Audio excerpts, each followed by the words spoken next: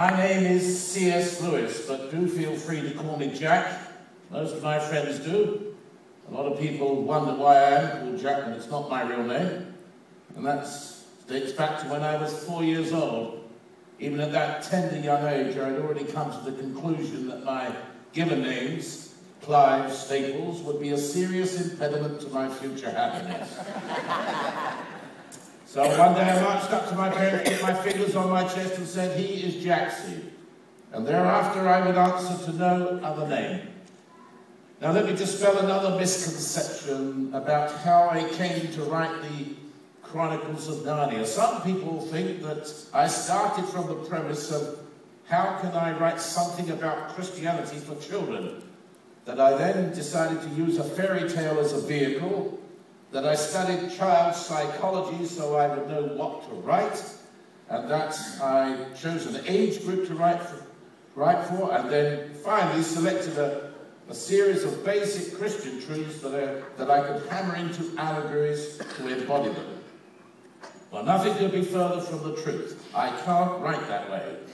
It all began with images: a fawn carrying parcels and an umbrella, a queen on a sledge, a magnificent lion.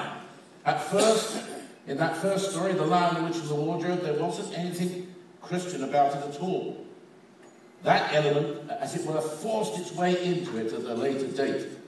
And you might ask, well, why was that? And I think the answer is very simple. I am a Christian. And ever since I became a Christian, I don't think I have written anything that has not been influenced by my Christian beliefs. You know, I used to be an atheist, and I shudder to think what the Chronicles of Narnia would have been like had I written them when I was an atheist. They would have been very dark indeed, I'm quite sure, and I probably wouldn't have written them.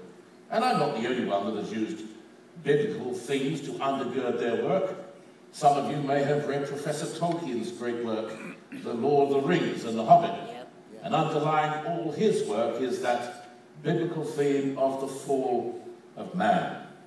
Now, Professor Tolkien and I have been friends for nearly 37 years, but he doesn't like the Chronicles of Narnia. One day when I just started writing The Lion, the Witch and the Wardrobe, and I couldn't wait to read some of it to him. That's what we used to do. We used to read to one another manuscripts that were works in progress. And when I got that opportunity to read to him the first few chapters of The Lion, the Witch and the Wardrobe, I had barely got past the first chapter when he put his hand up like that and said, I think I've heard enough, Jack. It really won't do, you know. You ought to put your effort into something more worthwhile. Well, after such blunt criticism, I rather lost all enthusiasm for the project, and so I put it aside.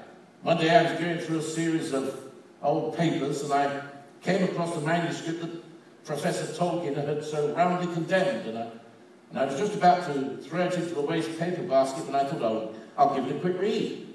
Can't do any harm. Do you know I was enthralled, even though I'd written it myself?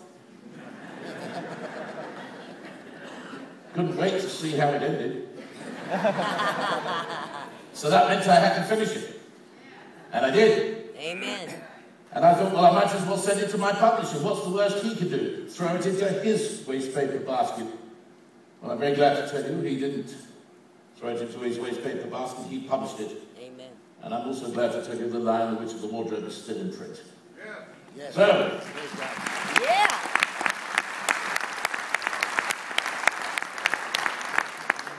Do you know what I say to that?